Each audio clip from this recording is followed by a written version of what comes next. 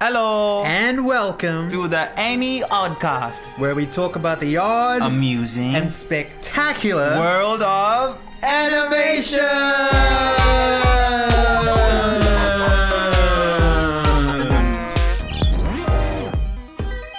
Welcome to the very first episode of the AniOddCast. That's right, the very first. Yes, the very That's first. the very Yep. first. Okay. Yeah. And today we're talking about a very special movie. Encanto. Oh, yes, yes.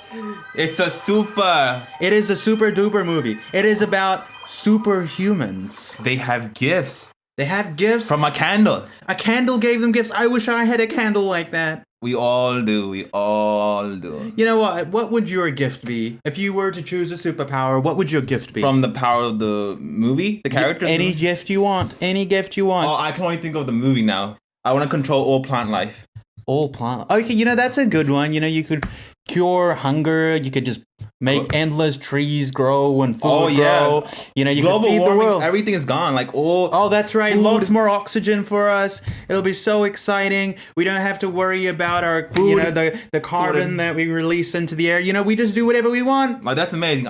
We burn all the fossil fuel we want because you'll be making so many plants with oxygen and it'll be just great. I've sorted out global warming, sorted out food crisis, everything, starvation is all gone. Thank That's you. true. That's true. That's a very that's a very good superpower. And you should know the name of the person who's doing this. My name is Jashan. Oh yes, and I am a mysterious person. And let me be clear. I am a very mysterious person, and you really want to know who I am. I want to give you a clue, but will you let me give them a clue? Well, yeah, sure. Give him a clue, Josh. He's a part of the Madrigals family. Oh yes, I am a part of the Madrigal family, and I have a power, and you really, really want to know because it's so mysterious, and everybody loves a good mystery. Yes. But if you want to know who I am, if you want to know what my power is, you have to give us a 5-star review. As soon as we have 5, just 5. We're How not, many? we're not that we're not that greedy. We just want 5. Wait, just one review? No. I'm a little greedy. Oh, we want 5, okay? I want 5. A 5 review. With 5 stars. Oh, okay. Okay, sure. And then once we have those 5 reviews, then you'll know who I am. Then you'll know what my power is. Where will the review? Where can I listen to this? Well, you can listen to it anywhere, I presume. Now, I have no idea where this is going. I'm not the technical person here. This man is. I will try to publish it everywhere you can listen to podcasts, especially the main one, Spotify, the iTunes App Store. Yeah, can we get podcasts delivered via mail? Is that possible? Via mail? I don't know. Can we put like an SD card into an envelope and then post it all over the world? Like junk mail? It'd be like junk mail, but everybody would get a podcast. Wouldn't that be great? That's so interesting. I think I never thought of that. I wish there was another way to do that, right? Wait, I heard something about something new coming up. What? Have you heard of this cool thing? About what? What? It's called email. Oh my god. Apparently Oh my God. it does the same job. So you don't have to envelope out an SD card. All you do is you just type stuff and you send it to some mystical location, and in that mystical location send it to people all around the world. We're going so off topic. Let's come back to... Did we even mention what we're talking about today? I'm not sure. Encanto, the Disney movie. Okay, it was released 2021, December 2nd. And it was directed by... Do you remember, Vishal? Okay. Oh, yes. sorry. Wait, no. Cut that part out. No, I remember. It's by Baron Howard and Jared Bush. Those are the 2 directors. Wait, I have another director. No, that's the co-director. No, We're talking about the directors right now. Charisse Castro Smith. Who is a co-director? We haven't forgot about you. They all co-directed. What are you talking about? No, these 2 are the directors. Co means together. No, co-director would have a different task, a different duty. Otherwise, she'd also be called the director. They're all co-directors. They're not called. They're called directors. Look, Baron. I hope I'm pronouncing Byron. Byron. No, it's Baron or Byron. It's we'll see. Okay, well, anyway, the Baron Howard. He directed movies like Bolt and Zootopia. Zootopia, yeah, Zootopia. Was it Zootopia? And he also directed Tangled. Oh, I love that movie. Which is a good movie about long hair. It's about long hair, right? It's about the princess with long hair, yeah. Yes, it's a movie about long hair, so every woman with long hair should see it. And woman with short hair as well. everyone should see it, really. Yes, It's so and good. children with long hair and old people with long hair and normal age people. Even if you're bold, you just want to watch Okay, it. fine. Everybody can watch it. Okay, and then Jared Bush, he did Zootropolis and Moana. Zootropolis. You know the one with the rabbit and then the fox? The rabbit who's a cop? That's Zootopia. Wait, I found it online. Maybe this is a TV show. This is a TV show version of. Okay, because so a lot of Disney movies go on to have their own TV shows on the Disney Channel. okay, so I don't know what I'm talking about. Take whatever I say with a grain of salt and just enjoy the nonsense that I'll probably spout. Would most likely be me doing all that stuff. He's just having this odd moment right now. So we'll talk about the non-spoiler section, so you don't get spoiled, and we'll give you a warning before we move on to spoiling you. So what my host is saying, co-host. Yes. So wait, do co-host and host have the same duty? Yes, we're just co-hosts. we both. No. What if we were the host and we had another person who was the co-host? What would the co-host be doing? And why would he be the co-host or she be the co-host and we would be the host? I don't think that's a thing. I think they're all co-hosts and co-directors and we're all co-hosts. Yeah, I think you're just speaking nonsense, but that's besides the point. Now, I feel personally, okay, so the number one important people in this movie are obviously the directors who made the movie. And secondly is the man who wrote the song. Lin-Manuel Miranda. He is the god of every musician. In your opinion. Okay, in my opinion. Okay, fine. The real god is Jacob Collier. But realistically, I would say the god of songwriting is Lin-Manuel Miranda. So he made all the songs in the movie. Oh, but just to be clear, the film score, the background music, was made by another person. I have them right here. Just give me 1 second. Yes. This man didn't do his research properly, and he has to go through a document to find this information. I just got it off the top of my head. Jermaine Franco did the film score. Jermaine Franco, you have done a fabulous job. I remember a scene in the movie, so I'm not sure if you guys remember, but when... no. Is it spoiler or not? Okay, sorry, this is a spoiler, so people, you can still keep track. Okay, anyway, so the songs were written by Lin-Manuel Miranda. Now, he wrote the music for the musical Hamilton. If you have not heard the music, you have been living under a rock or have either been shot into space and never to be seen again, because you need to watch Hamilton, or at the very least you need to listen to Hamilton. It will change your life. It changed mine. I don't really listen to this musicals, but that was really good, and it gives you some history as well, so 2 in 1. Yes, of course. So if you're, I don't know, doing a paper in history about Alexander Hamilton, I would suggest skipping your lectures and just going and seeing Hamilton, and then you'll get all the information you need and more. Should we talk more about the movie Encanto? Oh, yes, of course. So, moving back to Encanto. Sorry, we're just having a little bit of fun. Or I'm having a lot of fun. I don't know about you. Lin-Manuel. Oh, yes. Okay. So, what's the basic... Let's give the overview of the movie. Okay, would you like to do that or should I do that? Okay, so let me do that. Okay, you can do that. So, the movie, it's about the Madrigal family. And Who is the Madrigal family?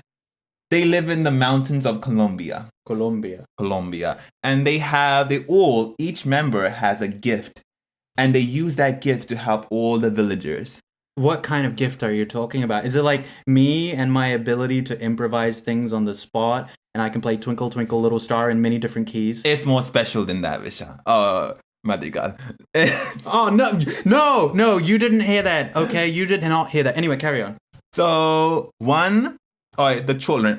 So, Abuela, the grandmother, and all her children have these special gifts. No, Abuela doesn't have a superpower. The grandma has no superpower, my god. I think she does have a power. What superpower does she have? I forgot, but she doesn't have a superpower. Okay, forget. I'll just talk about what I know. So, her 3 children, Peppa can control the weather by her mood.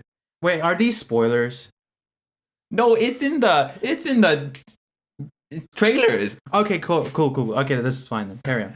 And her son Bruno can. Wait, is this what Bruno? He can prophesize the future. Yeah, he can tell the future. And the third child, Julieta, can heal people with food. That's right. We're not just talking about normal healing, but this is magical healing. I know food heals, but this is like magical food that heals at a very, very big level. It accelerates the process. Just a faster process. Yeah, it's just a faster process of normal food. Yeah, and their children. So there's Mirabel and her two sisters. Mirabel doesn't have any powers, sadly. Wait, this is spoiler. Is it? Oh, fine. Okay. Fine. Okay, so everybody leave if you have not seen the movie. Wait, we didn't. No, everybody. Okay, the music is so good. You must have listened to it, and it's so good. And we definitely recommend this movie. The story is about family, and it's so good. Oh yes, it's about family and how people close themselves off after a traumatic experience, and how even though you want to protect people by not letting them go through the same thing at the same time, you demand so much of them. And anyway, it's a great movie. Go watch it. And I hope that if you've seen the movie, you have left by now. You'll love the animation, and everything is so beautiful about this picture, the story, the characters, the music, and the visuals. You'll definitely like this Disney movie. Go ahead and watch it. Okay, so now I imagine only the people who have seen the movie are here now. Yes. Is that right? Am I right? Yes, I believe you are right. Okay, I'm correct. Okay, so you know what? We should structure this somewhat, because this has been a very sporadic and haphazardly put together podcast so far. Would you agree with that? Oh yes, but at least it was fun. Yeah, for us. Well, it was fun for us. Who knows if anybody else stuck around? Okay. So, what section do you want to talk about first? Well, I think. Now, if you've watched the movie, I don't think we really need to go into explaining the story, right? Yeah. They know the story. I guess they do. So I think what we can do is perhaps talk about some things that I'm interested in. Now, I have a theory. Okay. So at the start, we see Abuela and then Petro. They both are running away because someone is attacking their village. Yeah, right? yeah. And then they're leading the path with a lantern. Petro is holding the lantern, I presume. Yeah. And anyway, so the guys are chasing them. They come up to the river, and then Petro decides that he needs to stall them. Yeah. So he kisses Abuela Elma goodbye and leaves, right? And to stop the people on their horses. And then we'll get back to the fact that they never discuss that again. Like, we don't know who those people are. We don't know why they were being attacked. Yeah. We don't know anything about that.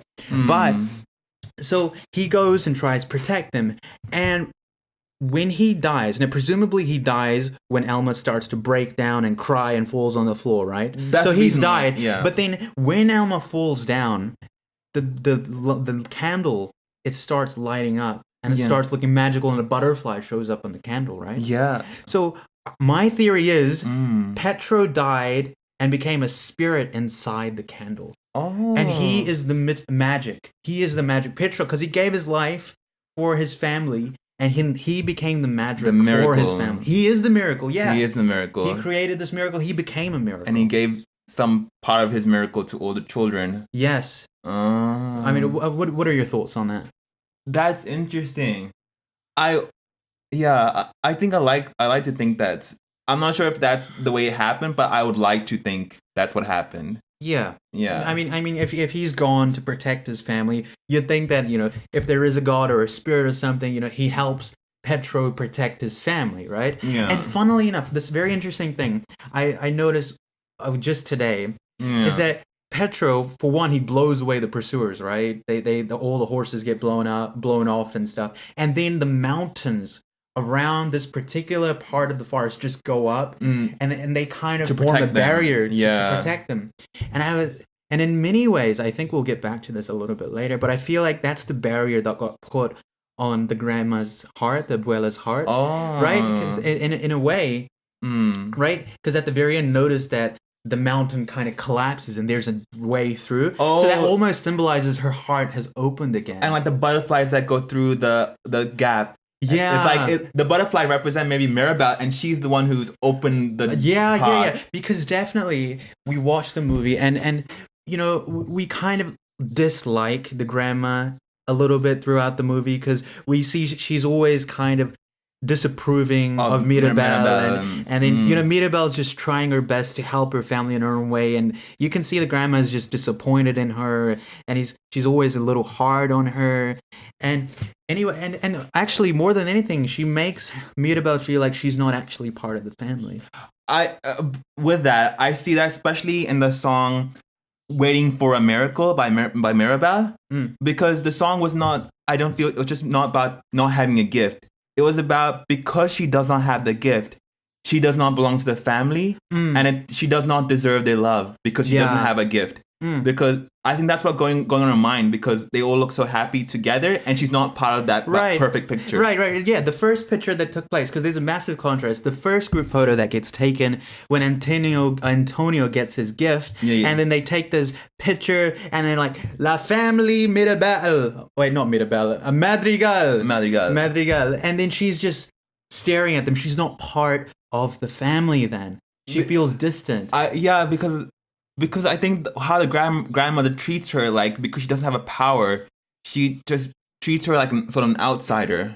Right. I mean, there's a fantastic moment when Antonio's about to get his gift, right? I remember the grandma, Surprised. Alma, says, oh no, what does she say? She says something like, it's time for someone else to step into the light and make us proud. And you see Mirabel at that point, that's when she gets totally depressed. It's like, she feels like, because she didn't get the gift, she didn't step into the light, so she's in the darkness, and she couldn't make them proud. Like, her grandma isn't proud of her, right? Right? And in many ways, I don't think anyone else feels that way. It's just the grandma feels a little disappointed. Like, just a moment later, you see Antonio wants her support to walk him to the light, the door. Yeah. I mean, because I think everybody else almost recognizes, besides Isabella, I think everybody else appreciates Mirabel, right? At least to a certain extent. Yeah. And they recognize what she's doing for the family. Can I talk about, in this point, Mirabel's power? Can I talk about it? My thoughts on her power? Okay, first, let's give a bit of background to remind you guys if you haven't seen the movie for a while. But when Mirabel turned 5, that's when all the Madrigals get their gift, right? Yeah, she goes up to the door. Yeah. Now, this is a massive theory that I want to discuss. She goes up to the door, she touches the doorknob, and the gate disappears. Yeah. She does not get a power, right? But why does she not get a power? Why does the door disappear? You know what I think? Can I tell you what I think? What do you think? I think she absorbed a bit of that spirit of Casita, the candle's power. She absorbed a bit of it. What do you think? What do you think that happened? You know what? I'm Should I tell you why I think about that? Sure, go ahead. Because I guess. But I have to first discuss what her power I think it is. Sure. So her power, because everybody's power is shown on their door. It just shows what sort of power they have. And at the end of the movie, you can see her power shown on the door, the entrance where everybody enters, where it's just all the family is in that picture on her door, which represents sort of her bringing everybody together. That's her power, to connect everyone. And since she had sort of absorbed sort of Casita, the miracle, a bit inside her when she was 5, whenever she feels her power is weakening, where she feels separate from the family and she feels like she can't bring everybody together, there are cracks in the house in Casita, because she's connected to the house's spirit. Do you notice? No, let me say one second. Do you notice the cracks usually stop from where Mirabel is standing? It goes from her outwards, because when she feels her power she can't bring people together, which is her power. She feels people are getting distant, but the cracks start forming. Right, because I was really curious about this.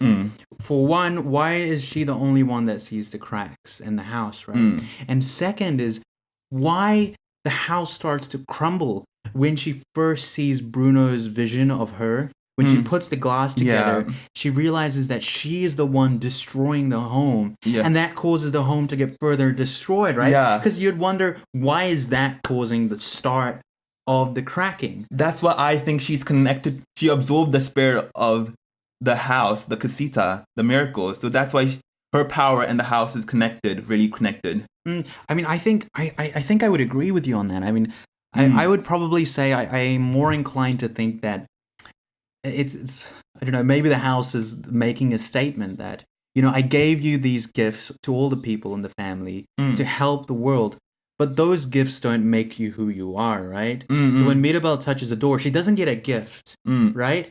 and everybody's like, why doesn't she get a gift? And she's horrified, but slowly she comes to realize that she doesn't need a gift to be part of the family or to be special. I think maybe the house or the spirit within the candle just wanted everybody to realize that they are more than just their gift. And especially the miracle one, maybe abuela, the grandmother, to know that that your children are more than their gifts. The gifts shouldn't be burdensome. They shouldn't be burdened by their gifts. Yeah, I mean, when I first watched the movie, so I've seen the movie twice. When I first watched the movie, I didn't really like Abuela Elma very much, right? Even at the end, I understood where she was coming from. Trauma, probably. Trauma and stuff. And I thought I related. I was a little bit empathetic with that. But, I still wasn't fully there. But the second time I watched it, I watched it a little more carefully. Yeah. And just to see the pain when she loses her husband, when she's left alone with her 3 children, when she loses everything. No house or anything. No house. She loses her home. She loses everyone. And then the mountains just go up surrounding her. She decides that she must protect what she has. Because right? she gained a miracle. She gained a miracle to protect her family, right? Yeah. And then she expects a lot from her family because she wants them to be able to protect themselves, right? And the way they can do that is to become successful and to become competent in using their gifts and making the society and their community a better place, right? And then because she's put up these walls, she's more concerned with protecting her family than she is of creating a happy family or a fulfilling family. Because she just doesn't want her family to feel that same pain that she felt. And the effect from her doing that, you can see in her 3 children's songs. Mirabel's We Are Waiting for a Miracle, Luisa's Surface Pressure, and Isabella's song as well. Right. All 3 children just talk about how the gift is just not, it's just making them so unhappy. Yeah, so Mirabel says, I want a miracle, I don't have a gift, and I'm suffering because of that.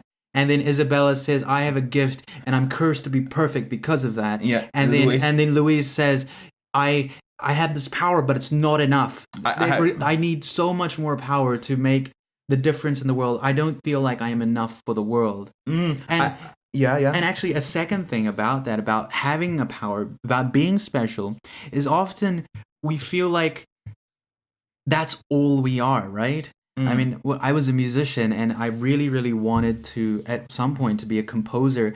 And when I burnt out, because of a lot of reasons, really, I felt like I was losing myself. Because I associated myself as a musician, because that was my gift, right? And I was just a musician. And then when I lost it, I thought, who am I? What is my purpose? What am I doing on this planet? But really, when you have a gift, you're almost as cursed as someone who doesn't have a gift, right? The Buddha said something like, life is suffering, or something like that. And the rich suffer because of their riches, the poor suffer because of their poverty.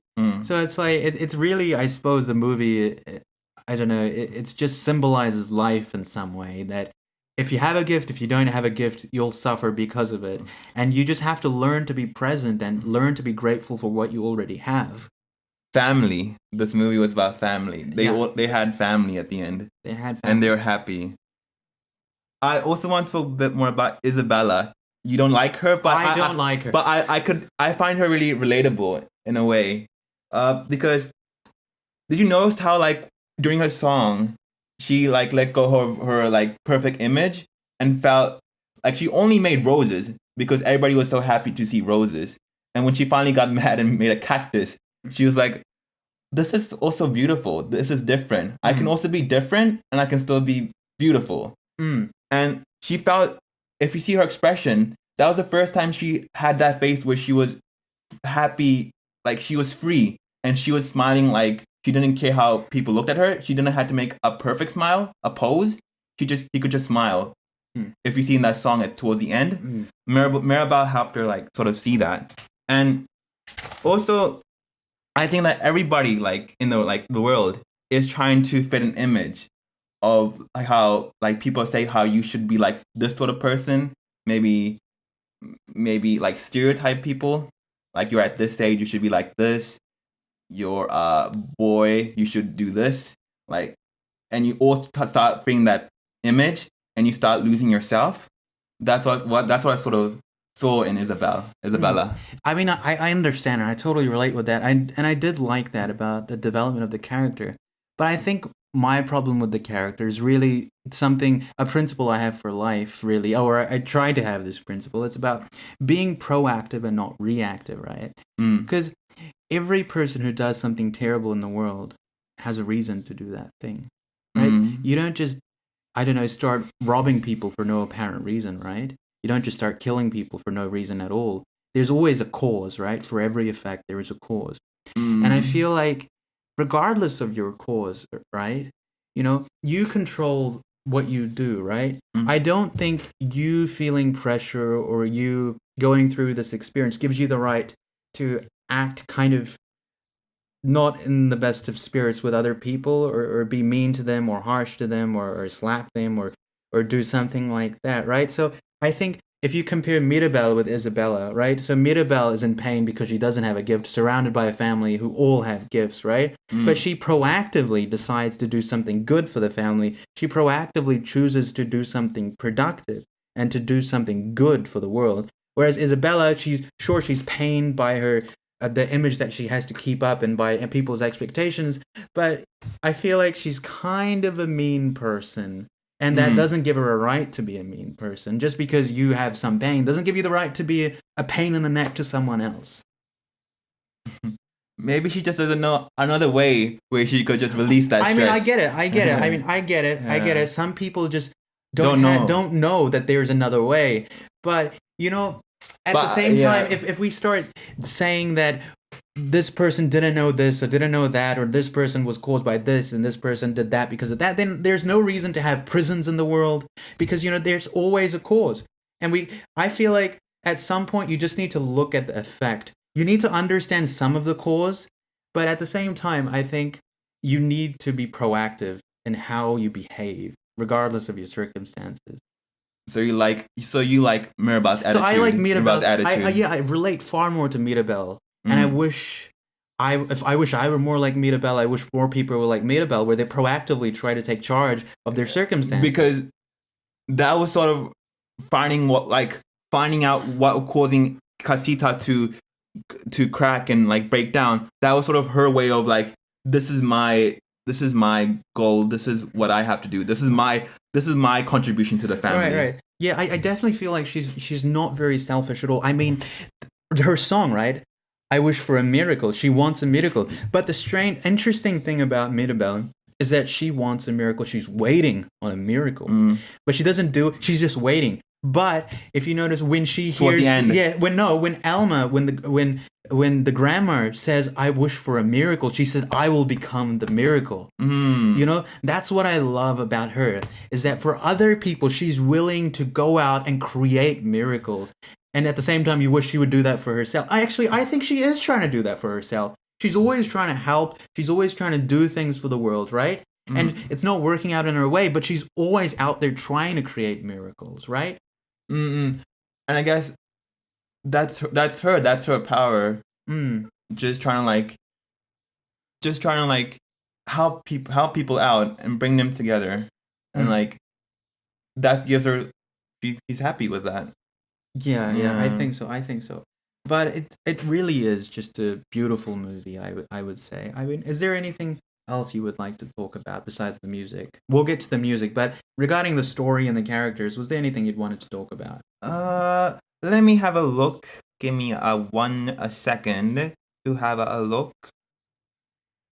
It absolutely is a beautiful music. And while my co-host or host or whatever he'd like to refer to himself as is looking around, I'd like to give a little fun fact about the movie, about the butterflies within the movie. Now, a Colombian author wrote a novel, and in the novel, the yellow butterflies, they symbolize, do you know what they symbolize, Josh? The yellow butterflies. Yellow butterflies. Don't know. What? Because there were a lot of butterflies. I noticed, especially on Mirabel's costume, a lot of butterflies. On the candle itself, there was a butterfly pattern. And of course, the butterflies at the end, which go through the mountain. Yes, of course. So this movie has lots and lots of butterflies. And actually, an interesting fact, Colombia has more than 3,600 different butterfly species. And they actually have the most in the world. How many? More than 3,600 species of butterflies. Wow. And an interesting fact, they have an author from Colombia. His name is Gabriel Gracias Marquez. I hope that pronounced that right. Yeah. But anyway, he used yellow butterflies in his novel Magic Realist, and it symbolized love, hope, and peace. Which I think this movie is a lot about. It's about love, it's about hope, it's about peace. And interesting fact about him is that he won the Nobel Prize in Literature in 1982. Now, I read that the movie was inspired, well, the butterflies in the movie was actually inspired by this man's work. I don't know if that's true. I read it somewhere. I haven't fully fact-checked, but I'm pretty sure it's correct. And Mirabel, she has so many butterflies on her costume, probably represents all that love, hope, and peace. Yeah. She's completely all that. Yeah, I think that's a lot, right? I mean, Mirabel is about hope. She says, I'm waiting on a miracle. But that is I hope. will be the miracle. And then she will be the miracle. She becomes hope for others and for herself. And I find that incredibly moving. Now, so also, have you? What do you think about Bruno? Do we talk about Bruno today, or don't we talk about Bruno today? We will. I actually find it quite sad how he was still in the house, but nobody knows. Oh my god, he was okay. I'm shocked. Dolores, she said she could hear him all the time. Yeah. Why didn't she just tell the family? I mean, that's incredible. And the thing is, Dolores, she can't keep a secret. How did she keep the secret? How did she think that was actually mice and just make up a lie at the end? No, because she says at the very end, I knew he was there. That's what I'm thinking. She just lied. She just thought it was mice before. Like now she's like, oh no, I knew it. Like I mean, I feel like she did know it. Or maybe she had a very good hypothesis for it. But reason. Yeah, right? Because in the song, We Don't Talk About Bruno, I live to grip with Bruno, always stuttering and stumbling. Yeah. I can always hear him kind of muttering and mumbling. I associate him with the sound of... Okay, yeah, anyway, that is the greatest song on the face of the planet. Yes. I love that song so much. Everybody's obsessed with it. Everybody's obsessed with Bruno. Everybody loves Bruno. But why, Dolores? Why? Why didn't you tell anybody? I don't know. Because, I mean, he's been in there... I mean, how old is Mirabel? How old is Mirabel? I think 5. No, she's... No, she's not 5. No, I'm not. I'm saying that when I think he left the house, she was 5 years old. Yeah, but my question is, how old is she now? I think she's like 15. 15. Okay, so he's been living in a freaking wall for 10 years. And why Dolores didn't say anything? Dolores, I don't know how I feel about you. You seem like the really sweet one, but if you let your uncle live in a wall for 10 years, I don't know if I'm happy with your behavior, young lady. Or maybe she just really thought it was someone else, not her uncle, and just made up that lie at the end that I always knew he was there, but she didn't really know. Yeah, all right, but because otherwise I don't know her reasoning, and that's really weird. But that's so sad that he had. But it's so sad you lived in a wall. You know, he noticed the cracks, not just Mirabel. He was trying to like plaster the. Yeah, he did. He also noticed the cracks. Maybe because he can tell the prophecies and stuff, so he was paying extra close attention to the cracks. Yeah, that might be true. Because he already knew. He already knew before Mirabel, like 10 years ago. That's why he left, because... Oh yeah, he left because of Mirabel, because... Didn't he? Sorry? I didn't really... Maybe he left because, Grandma Elma, she said that to prophesize her future and figure out what's happening, right? And then when he saw the bad prophecy, he knew that Abuela Elma would ask her to show her the prophecy, and then he couldn't say no, so he just left. He was like, I don't want anybody to see this. Maybe because that would make probably make everybody hate on Mirabel, maybe. Yeah, but also right. Another thing was all the villagers didn't like him for showing prophecies. I know. I think it's because they eventually started to think that he's not prophesizing the future. He creates this future. No, like he just tells the future. Why? Don't you know what prophecies are? Yeah, I know. It's like you don't just go up, hey, tell me what's going to happen in 5 years. And the guy's like, well, you're going to be dead. And then you die. And then you become a ghost and you haunt him because you said, you told me I would die. No, but he's not God. He doesn't change your destiny. Yeah, he just creates things. So I take it, that particular world in animation is deterministic, where things in the future are fixed. Besides the one prophecy where there's like a change in the future where it could go one way or the other. But the thing is, everything in that image happened. All the cracks were all formed. Yeah, true. Everything happened. Yeah. Not just one half. Everything in that glass of Mirabel cracking the casita, it all happened, and then it all broke down, and then she built it up. Yeah, so I suppose it's really up to interpretation it was and all seeing true. what the entire future would be, right? Yeah. So I guess that is... Oh yeah, did you notice? Because how she's connected to Casita, how when she hugged Isabella, she felt more connected to her sister, and that really made the flame blow harder. Yeah, It worked. Yeah, I was really curious. I mean, and when we saw the first prophecy, I was like, why does hugging Isabella do anything? What about my theory? You? I think you may be right. I'll give you the point there. Yeah. But you know what? Let's move on to the music, because the music... Okay, so if you haven't heard Hamilton, I assume that you paused the video when I first... Oh, the podcast, sorry. You paused the podcast when I first mentioned Or it. the video. You heard it, and now you're back. And I'm glad you've heard it. Now, one thing you may have noticed is the incredible counterpoint. Now, what do I mean by counterpoint? It's when you have multiple things going on at the same time, right? Like all the people. Example, you just have a band, right? Imagine Californication, and you have the guitar doing one thing, boom, boom, bum, beep, boom, bum, and the bass is like bum, bum, and the drums are like, Yeah. And really, music is really about balancing the counterpoint and balancing the horizontal motion of things. Like you want to be able to hear them all like in a balanced way. You want interesting things to happen at the same time, and you want it to develop in an interesting way over time. Yeah. Right? So that's what music is really about.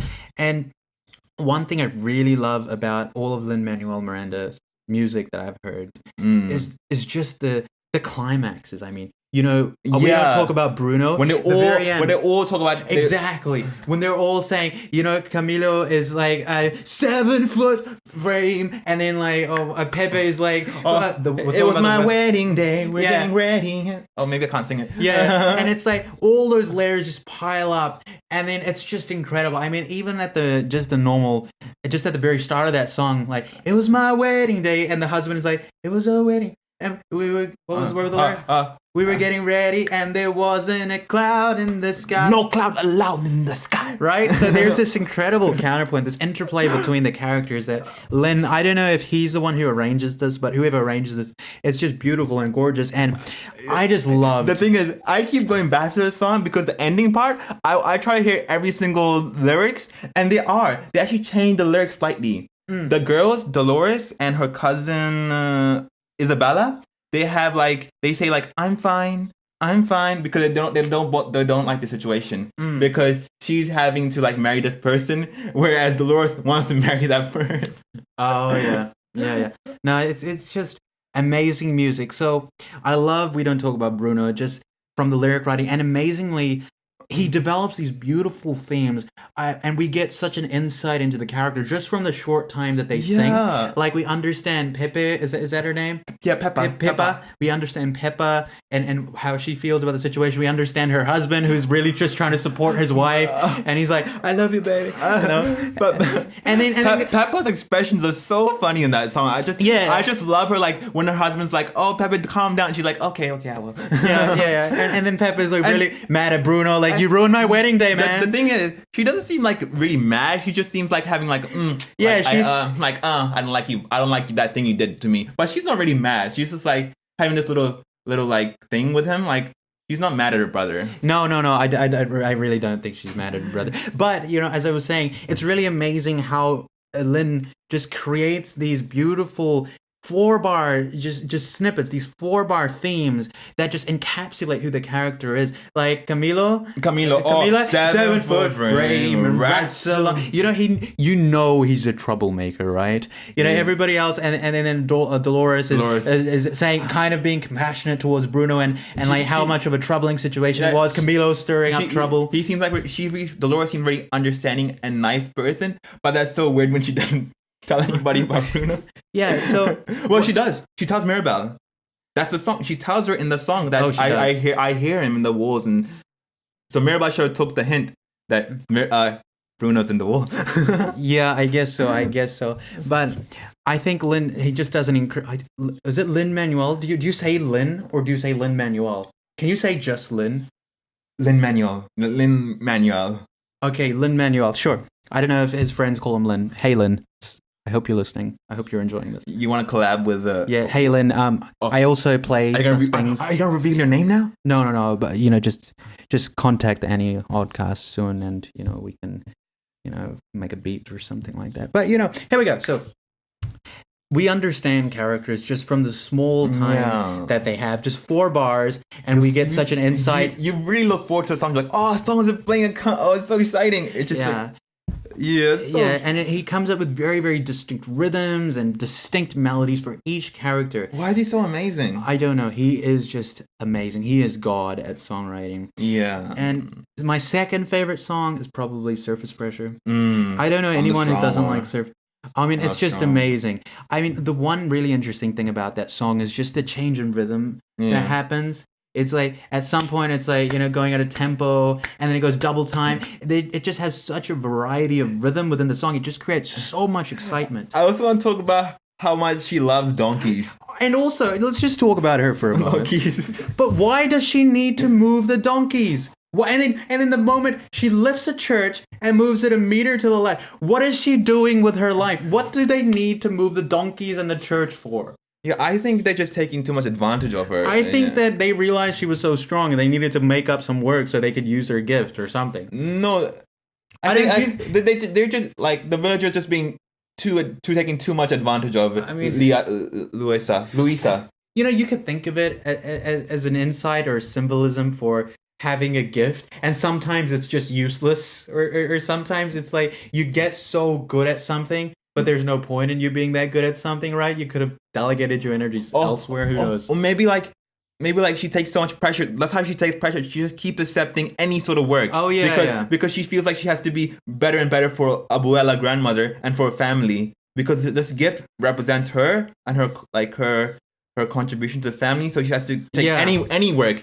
Yeah, so she's just finding work just so she can fill it. Yeah, she can fill that void within her. Yeah, but Luisa, take a break. Please take a break. You don't need to do so much. But I do feel like you do like donkeys. You do like. Okay, so let's talk about the freaking donkeys. Now, if you haven't seen the song, I don't know what you're still doing. Go listen to that song. Go watch the video.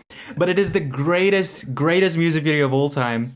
I mean, the donkeys, they're doing their backup dancers and they're playing violins on the ship, and it's just the funniest thing on the planet. And also, one of the donkeys will become a unicorn.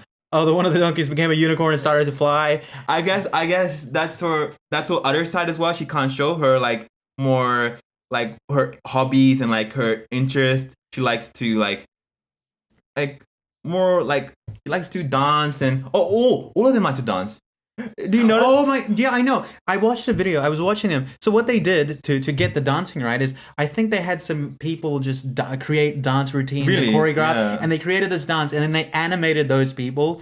So that's why they got the dance incredibly detailed, incredibly lifelike. Like Pippa's dance, and we don't talk about Bruno. It was just incredible. It inspired me to want to learn how to dance. Yes.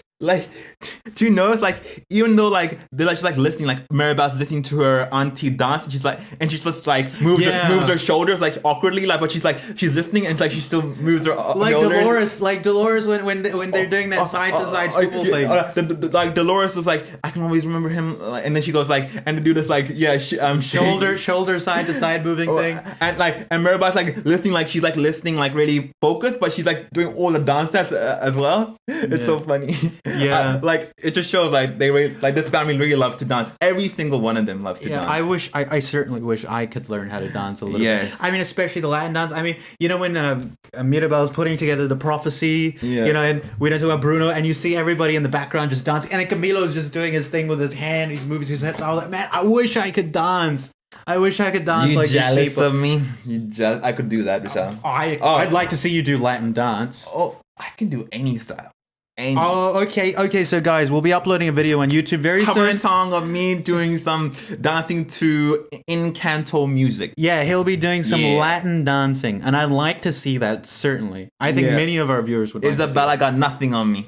Oh, I don't know if Isabella's the dancer. Isabella is probably the least good dancer. Who do you think is the best dancer? I think Pippa is definitely the best dancer, Oh, along with yeah. her husband. They're the two best dancers. But even Abuela Alma, you know, when they're throwing down, when they got Antonio's gift, you know, she's got a few moves, man. She's got every one of those people have moves. Even Abuela has a move. Luisa's good, her dance. Luisa. Oh, it's surface pressure. She's got like a whole shoulder thing going. Like, it might look stiff, but she's really good. Like, I mean, it's incredible.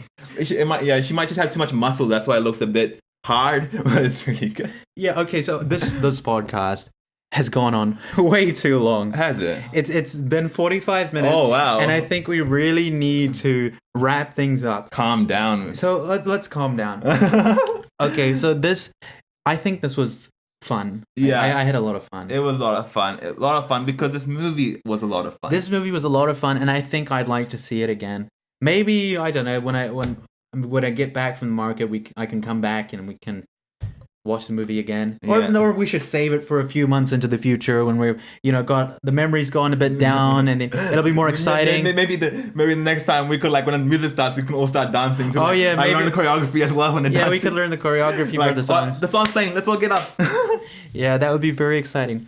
So it was great to have you guys along for the ride, and I hope you enjoyed our very first episode. I'm like sad it's finished. I love talking about this. Yes. Jashan could be talking about this for hours and hours and hours, and quite frankly, I don't want to be here for the second hour. I enjoyed the first hour considerably. Keep talking. I just yes. He loves talking. As you can see, he's gotten very excited. Yeah, over the last half an hour. You might notice my energy going higher and higher and higher. His energy is about to explode, and pretty soon he's just gonna explode out of his chair and shoot up into the frickin' stratosphere if we keep talking. And I don't want to see that because I'm concerned about his safety because I don't know if he has a parachute with him. So I can't fly either, and he can't fly. He doesn't have a gift like that. I need a power. I want Isabella's power. Give it to me.